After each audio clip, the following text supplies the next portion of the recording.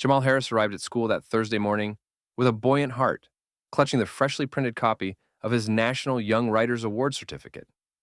The previous evening, he had basked in the glow of congratulations from his parents, who beamed as they pinned the gold seal to the living room mantel. Now, dressed in his crisp white shirt and navy tie, his mother's special request, he strode down the hallway of Lincoln High toward Mrs. Kensington's AP English classroom, certain today's lesson would begin with celebration. As Jamal stepped through the door of room 214, he expected high fives from classmates, or at least a nod from Mrs. Kensington. Instead, he was met with a hush so complete that the hum of the fluorescent lights seemed deafening. At the front, Mrs. Kensington held his 20-page essay aloft like damning evidence. Her usually warm brown eyes were cold behind her glasses. "Jamal," she began, voice low but carrying across the room, "I've received an anonymous tip that parts of your essay match an online paper published last spring. We've run it through Turnitin. Your similarity index is 87%. A ripple of gasps and murmurs swept through the rows of desks. Jamal's chest tightened.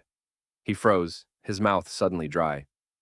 "Ma'am, that must be a mistake," he managed, voice unsteady. "I wrote this myself." Mrs. Kensington clicked through side-by-side slides on the smartboard.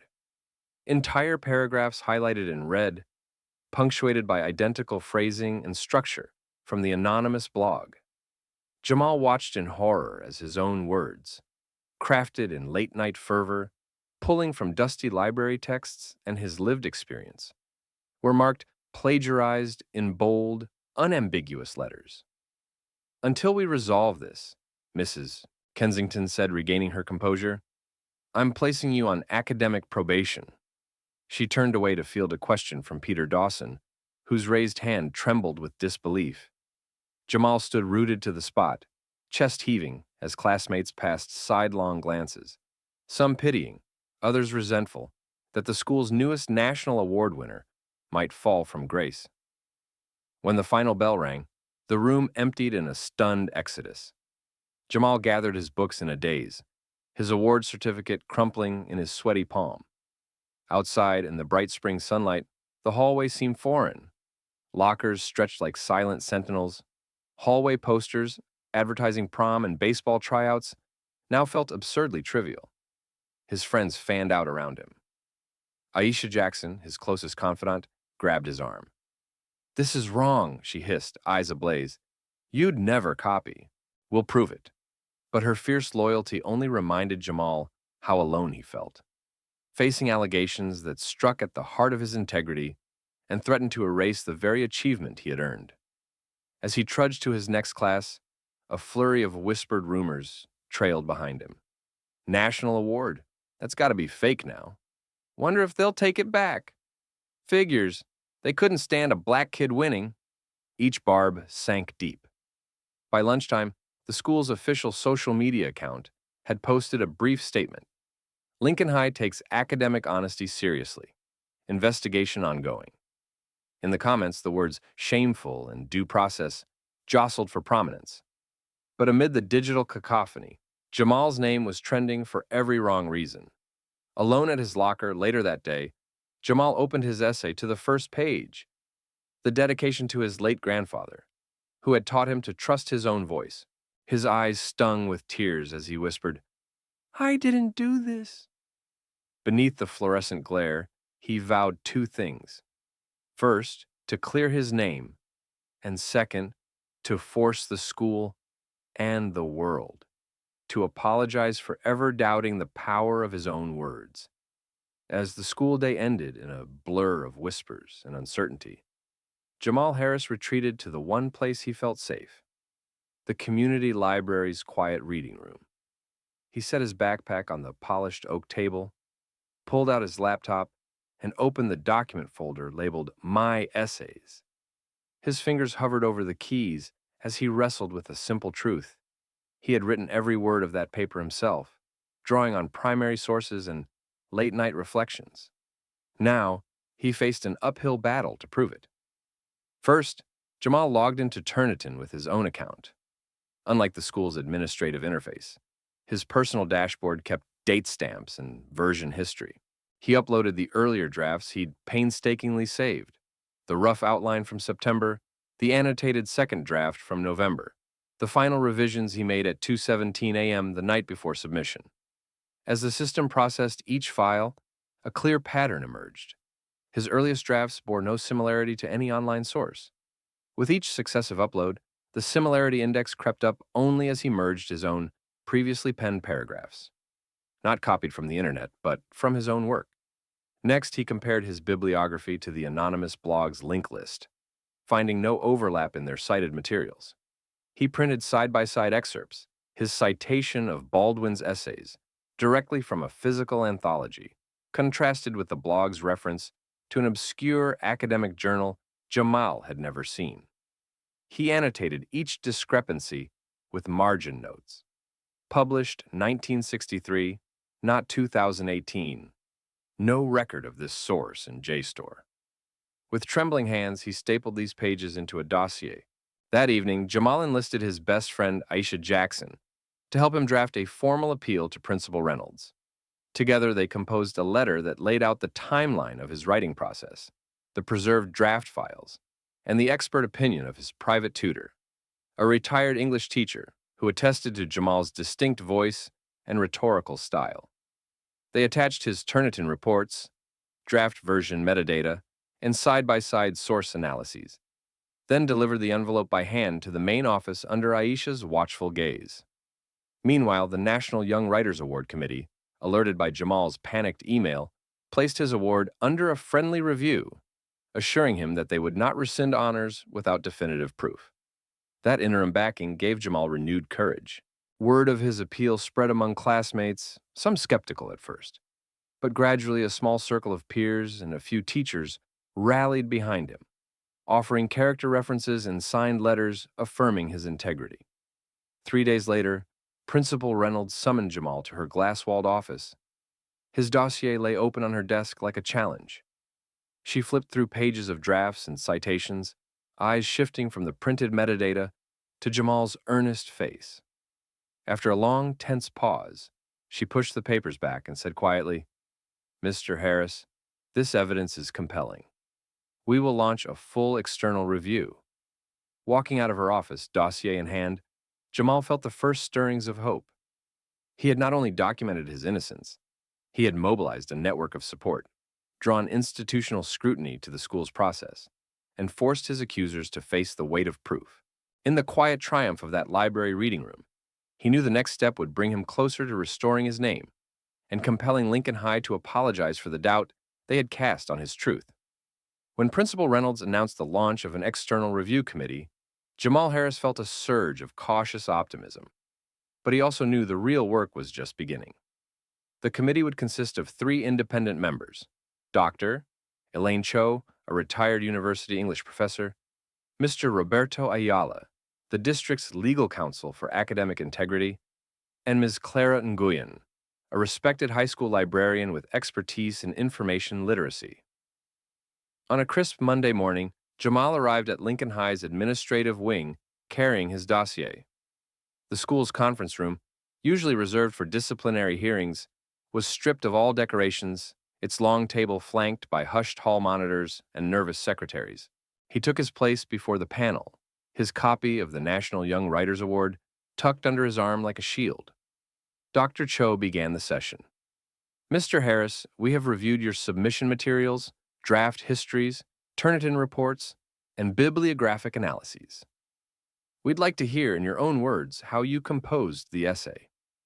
Jamal spoke steadily, recounting his process.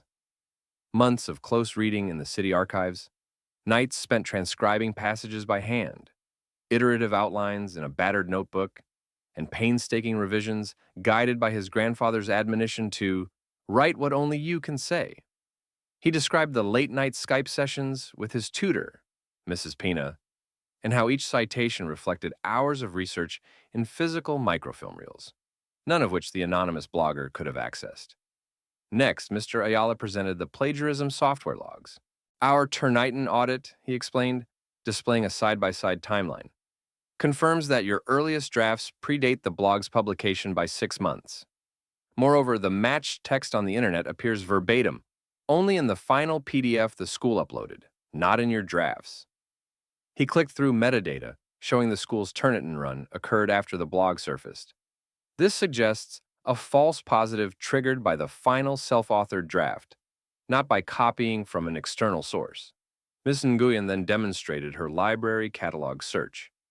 She had traced the blogger's text back to passages in a 1922 lecture transcript, source material Jamal had translated himself from a rare volume in the university's special collection. The blogger paraphrased that lecture. Then Feng, the blogger, published it without direct attribution, Ms. Nguyen said.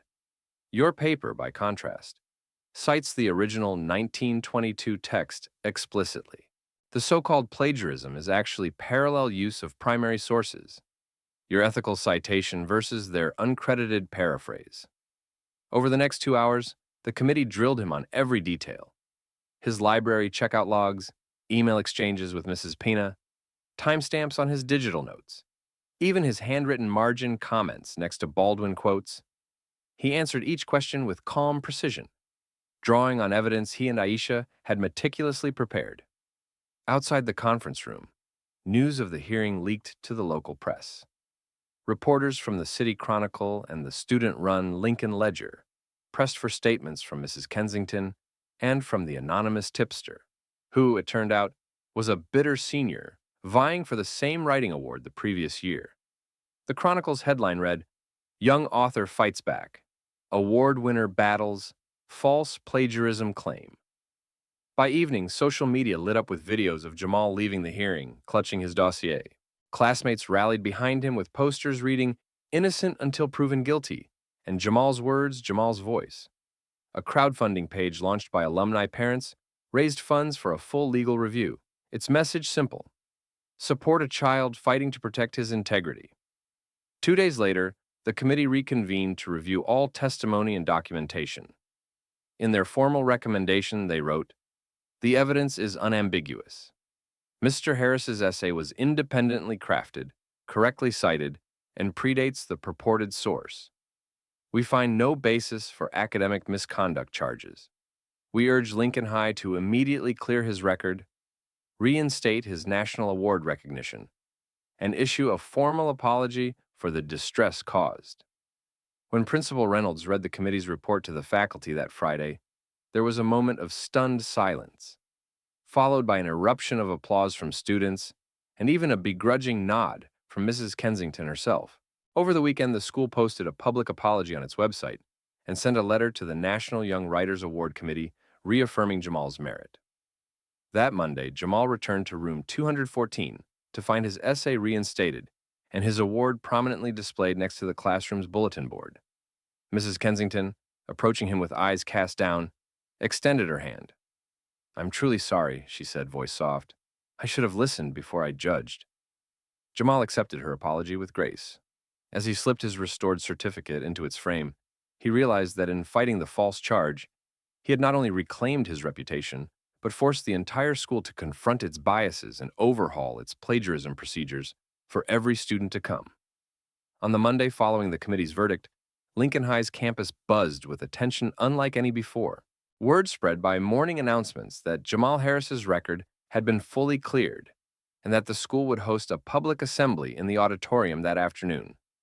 As students filed in, some cheering his name, others hanging heads in shame, Jamal stood at the side of the stage beside Principal Reynolds, clutching his restored National Young Writers Award and the framed committee report. Principal Reynolds stepped up to the microphone. "Today," she began, voice steady, "we right a wrong we rushed to commit. Mr. Harris's essay is entirely his own work, and our process failed him. On behalf of Lincoln High, I offer my deepest apology to Jamal, to his family, and to every student affected by this injustice." The auditorium erupted in applause. Aisha wept openly, and even Mrs. Kensington dabbed at her eyes.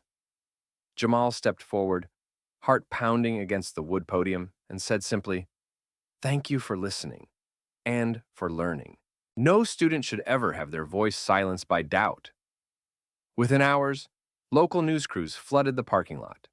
Interviews with Jamal aired on the evening broadcast.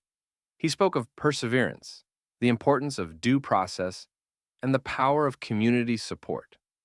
By the next morning, regional and even national outlets picked up the story. Opinion columns praised his dignity under fire, and education blogs dissected Lincoln High's errors as a cautionary tale. The National Young Writers Award Committee reissued his press release, lauding his integrity and promising to feature his work in their annual anthology. Back at school, administrators moved swiftly. The plagiarism policy was overhauled. Anonymous allegations would now trigger an impartial review panel with clear evidence standards and student representation. Teachers received mandatory training on recognizing systemic bias in digital similarity tools, and the library introduced time-stamped writing process stations where students could save drafts automatically to a secure server. A new poster in every classroom proclaimed, "Integrity first, evidence before accusation." At the district board's monthly meeting, Jamal was invited to deliver the keynote.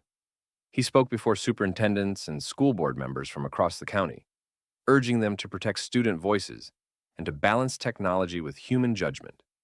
His calm eloquence drew a standing ovation, and several districts immediately pledged to adopt Lincoln High's revised policies. That evening, as Jamal returned to his desk by the window, he unfurled his winning essay, now published in the Young Writers Anthology, and read the first lines by the soft lamplight. The journey from accusation to apology had tested him in ways he never imagined, but it had also sparked lasting change. A school more mindful, a district more compassionate, and a wider community reminded that every young voice matters. And in that quiet moment, Jamal understood that his words had not only cleared his name, but reshaped the very culture of learning around him. The Monday after the assembly, Jamal Harris stepped into Lincoln High's library to find the front desk plastered with newspaper clippings and glowing headlines: "Truth triumphs at Lincoln High," "Student cleared," "Local policies overhauled," and "National Young Writers Award winner vindicated." Principal Reynolds had arranged a display of his framed award and the committee report, an impromptu museum to Justice One. By mid-morning, Jamal's phone buzzed with messages: an editor at The Atlantic requesting an essay on his ordeal, a scholarship foundation inviting him to speak on academic integrity, and even a producer from Good Morning America asking if he'd share his story live. He declined politely. Schoolwork and AP exams still demanded focus, but the national spotlight was impossible to ignore. That afternoon, the English department hosted a special guest, Dr. Elaine Cho, one of the external reviewers.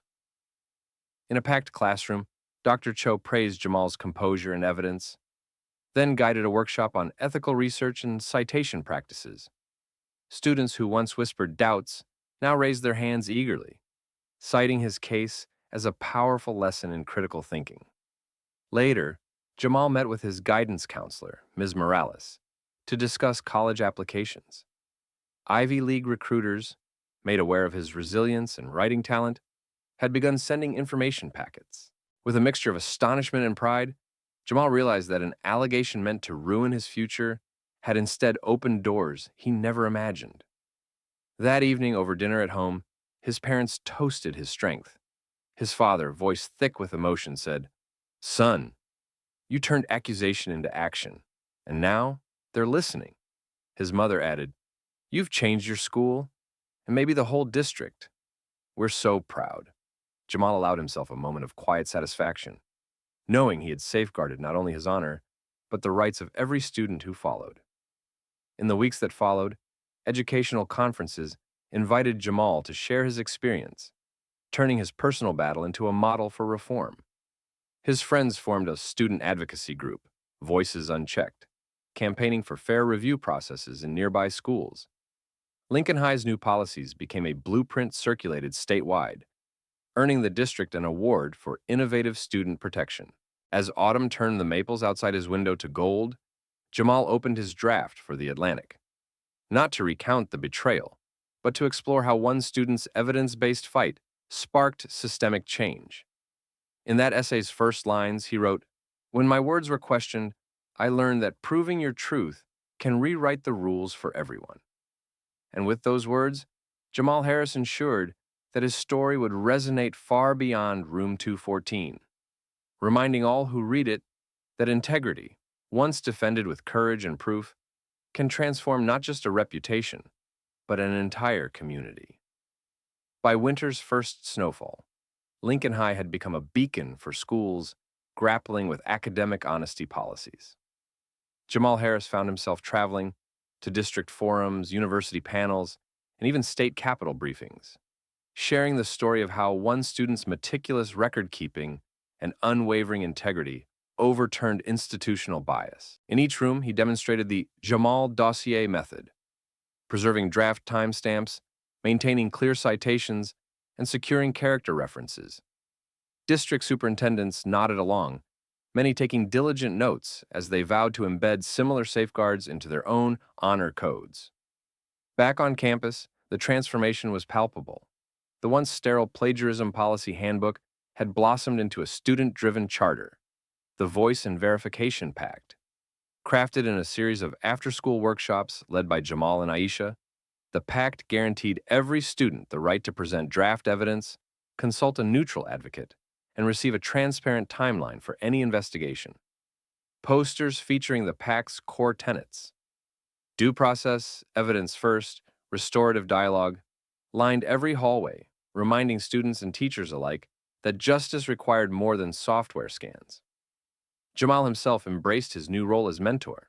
Each Wednesday, he held office hours in the library's Writing Workshop Annex, guiding peers through early brainstorms, research hurdles, and proper attribution techniques. Freshmen who once dreaded writing assignments now flocked to him, clutching laptops and notebooks, eager to learn how to craft original arguments that reflected their own voices. Watching their confidence grow, Jamal felt a profound satisfaction. The very skills he had leaned on to fight false accusations were now empowering the next generation of student writers. Amid these efforts, Jamal navigated the college application season. His academic record, a testament to both scholarship and integrity, earned him acceptance letters from several top universities, each accompanied by generous merit scholarships.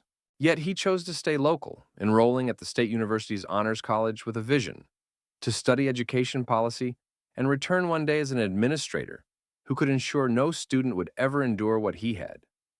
At his small send-off gathering in the auditorium, where Mrs. Kensington, now a fervent ally, presented him with a framed copy of the committee's apology, Jamal realized the arc of his journey had shifted from defending himself to defending every student's right to learn and express truth. As spring approached, Lincoln High's yearbook dedicated a full page to the Harris Legacy. Photos of Jamal's award ceremony, snapshots of student-led policy workshops, and quotes praising his leadership. In the caption, Jamal penned his own final reflection.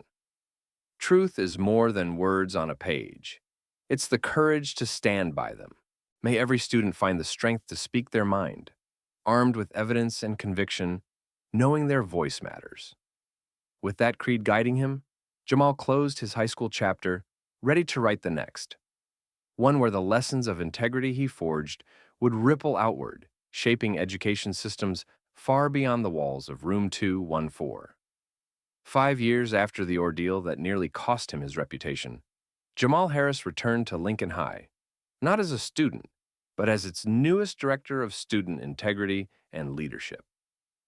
Dressed in a tailored blazer rather than a uniform, he navigated the halls lined with the Voice and Verification Pact posters he'd helped craft years earlier. Where once isolation and suspicion reigned, he now saw students collaborating on research in writing process stations and debating essay topics with librarian mentors at his side. In his office hung framed artifacts of that first battle. The original Not Recommended Turnitin report, the committee's exoneration letter, and his National Young Writers Award. Beneath them, a new plaque read, Jamal Harris, Champion of Truth, Advocate for Every Voice. That morning, Jamal led a district-wide video conference with principals and teachers from across the state. On screen, Lincoln High's revamped policy, complete with real-time draft tracking, student ombudsman, and restorative circles, served as the model for every participating school. He walked them through data showing a 75% drop in plagiarism disputes and a 40% increase in student-submitted original research. When we trust students with transparency and support, he said, we cultivate not just better writers, but better citizens. Later, he stepped into room 214, now renamed the Harris Workshop, for a surprise appearance in Mrs. Kensington's senior seminar. The teacher, once his accuser, greeted him with a warm hug. Together, they reviewed essays by this year's National Young Writers Award hopefuls, offering line-by-line feedback. Students leaned in eagerly. One freshman tearfully thanked Jamal for making their voices safe to explore. That afternoon at the district's annual honors gala, Jamal accepted the Education Innovator Award alongside Aisha Jackson, now the lead librarian who had stood by him from the beginning. As they took the stage, Jamal looked out at the audience, teachers, administrators, even former skeptics, and spoke softly. What began as a fight to clear my name has grown into a movement that ensures every student's voice is heard and respected. Truth is, a right we uphold through evidence, empathy, and unwavering belief in each other. Closing his speech, he dedicated the award to every student who dares to write their truth, and the auditorium erupted in applause. That evening, Jamal returned home to find a letter in his mailbox from the National Young Writers Award Committee, now redesigning their guidelines to include student-driven draft verification and educational workshops in every award cycle. As he placed the letter beside his diplomas on the mantel, he reflected on the full circle of his journey, from falsely accused student to guardian of academic integrity. And in the quiet of his study, Jamal opened his laptop to begin the next chapter, a book he would write for educators titled Voices Unbound, chronicling the lessons of evidence, courage, and community he had learned in room 214. Because he knew that no single student's truth should ever again be silenced, and that the legacy of integrity he helped build would echo in every classroom far beyond his own story.